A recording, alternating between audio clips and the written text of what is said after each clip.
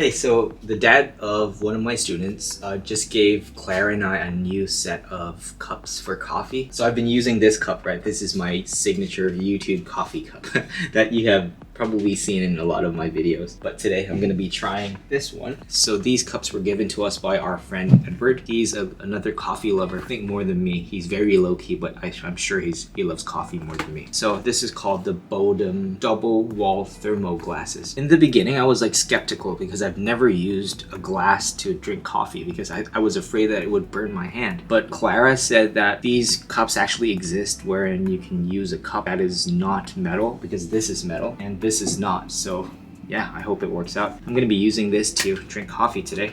I'm gonna be just using one. The other one is Clara's. Okay, hopefully I don't break it. A cup review, not a gear review for YouTube. Okay, so this is the cup. Interesting, it looks exactly like a normal cup. I hope I don't get burned. Okay, so I guess the responsible thing to do is to wash this first before I use it, or else if my wife finds out that I used a cup without washing it, I'm gonna be in so much trouble. Our kitchen is in a mess. I have to learn how to tidy up soon. You know, I'm still skeptical whether this really can hold hot water. I'm really scared that my hands are gonna be burned. This looks very fragile too. Because this one, I know that if I drop this is not even gonna budge or bend because this is metal, but since this is a glass cup, I don't trust myself. I'm afraid that I might break it. Recently I've learned that to make coffee, you have to have a proportion. They say that it is 1:1, or is it 1:1 ratio? So if you use 150 ml of water, then you have to use 15 grams of coffee. If I'm wrong, please correct me in the comment. I really want to learn how to make better coffee, so yeah. The cool thing about this cup is that I can actually see the dripping process, because with this cup, you can't see anything. So yeah, so let's grab the coffee, head into the studio, and let's start talking. Okay, so here goes. So good. Honestly, I've never drank coffee out of a glass cup before. I've normally just drank them out of paper cups or my metal cup, but this is something different. So thank you, Edward, for giving Claire and I a set of Bodum double-walled glass cups. Okay, so the topic at hand for today is called fear. So what is fear, how to address it, and how to identify what is causing it. So I am actually a master of fear. I have been afraid my whole life in many aspects. Like, I can totally understand if you are afraid of something that you don't know what to do. I can attest that fear is not good because, first of all, I do skateboarding, and fear is actually not a good thing to bring into skateboarding. What fear does in skateboarding is that whenever you are scared or you become afraid, is that you hesitate and you make mistakes and then you get hurt. So most of the time, whenever I'm not afraid, whenever I just send it or I just go full send, that is a time where I don't get hurt. But whenever fear kicks in or I suddenly become scared, I get hurt most of the time. That's actually funny. I always thought that being cautious or being scared would be more healthy for yourself, but actually it's not. It's very unhealthy.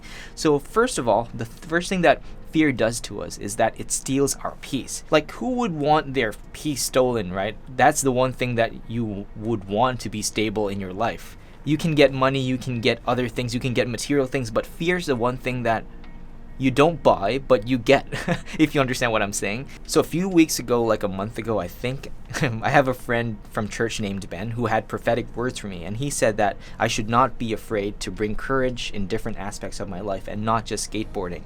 Because some people think that just because I'm a skateboarder that I do crazy stuff on my skateboard, on my longboard, that I'm not scared anymore. But that couldn't be farther from the truth. I'm actually a very big scaredy cat. I'm afraid of many things. So be fearful, be courageous. Don't be afraid to bring courage that you already have inside of you out. And one more very annoying thing that fear does to our lives is that fear paralyzes us. That is just annoying. I hate it when that happens, especially if I'm gonna do something crazy. For example, like a few months ago during Nadine's birthday, we had like a junk boat party and everybody was jumping off of the second deck to jump into the water, but I was the only one who didn't jump. And then one of my friends, Zach, I don't know how he did it, but he somehow convinced me into jumping off of the boat. I actually had one beer that time. I don't drink very heavily, guys, remember that. I only maybe drink 3 cans max, these So I don't know what size they are, but maybe around this. So I'm not a big drinker, but I actually drank alcohol on that day, so I thought that I had courage, right? So I went to the second deck of the ship and prepped myself to jump. I was already on the edge of the boat, gonna jump at any time, and then suddenly fear keeps pulling me back. That's actually a very interesting way to think about it, that fear can actually grab our shoulders and pull us back instead of propelling us forward. So I spent a good 30 minutes on the second deck, on the edge of the second deck, holding onto the railings for my life. Thinking whether or not I should jump. Because first of all, I'm afraid of heights, and the second thing is that I haven't swam in open water before. I'm more of a 4 feet pool guy, but that was actually a very interesting event on that day.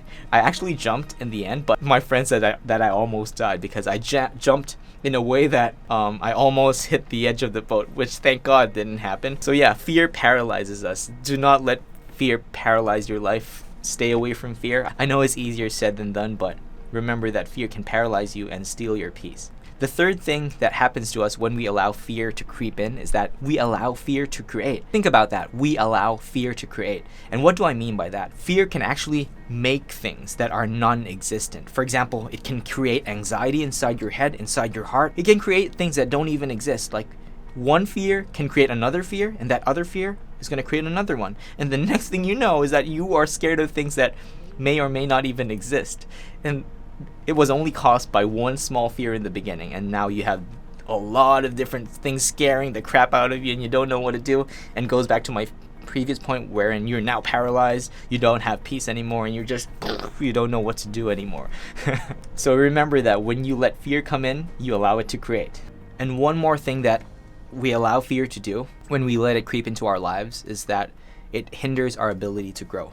Let's pretend you are trying to get better at what you are doing. Let's pretend you are singing, you are dancing, you are making art. Like for me, I'm doing skateboarding, right? The more I allow fear to creep in and to destroy my life, is it does nothing good. It makes me not want to skate anymore, because skateboarding is actually an extreme sport, and the last thing that you want to bring into skateboarding is fear, right? You cannot learn anything with the fact that you're scared. I think one thing I've learned about skateboarding is that there are times that you just have to send it. You just have to trust that you can do it and just do it. What's the worst thing that could happen? You're not gonna die, but you're just gonna get seriously injured and maybe have some broken bones, but totally not the thing that I want to tell you guys, but you get my point. Just trust that you may or may not be able to do it, but at least you tried, right? So do not let fear hinder you from growing. And the last and probably the biggest thing that we allow fear to do when we allow fear to creep in is that we allow fear to make us forget who we are. So who exactly are you? Who are you? Who are you watching this video? You are a child of God. You have Christ's authority. It doesn't look like it, but you actually have a lot inside of you that God put in there, and all you have to do is to access it. And God did not put anything fearful in that. Fear was never part of the equation when He created you. You are wonderfully and fearfully created. Imagine that, fearfully. God was very specific when He made you. He said that you are fearfully created. And what does that mean? Fear does not exist. I know it's easier said than done because those are just words to some people, but fearfully means you are supposed to not be afraid of anything. Technically, you can still be afraid because we're just people, but be bold. Remember those words that you are fearfully made. So I know, this is like me talking about fear. It's very random on this channel, but I just wanted to minister to you guys, even though this is not anything about YouTube filmmaking, like anything about reviews, about gear. I just wanted to give back to the community by addressing what you are going through. Because I'm treating you guys like my YouTube family. We are in this life together. And I can be like your friend. We're totally friends now. Like I'm talking to you right now. You're listening to what I'm saying. We're friends, right? So what do friends do? We look out for each other, right? That doesn't matter if you're a million miles away from me or we see each other on a regular basis or a weekly basis. It doesn't matter. We are all connected and we just have to access this wonderful thing, which is YouTube. So that's it for me, guys. Thank you guys so much for watching. Even though it's not a YouTube filmmaking tutorial or a review video about gear, I just wanted to encourage you guys and to let you guys remember that your peace is yours. Do not let anybody steal your peace. So that's it for me. I'm gonna finish the rest of this coffee. Again, thank you, Edward, for giving us these cups. The other cup is there. See you guys next time.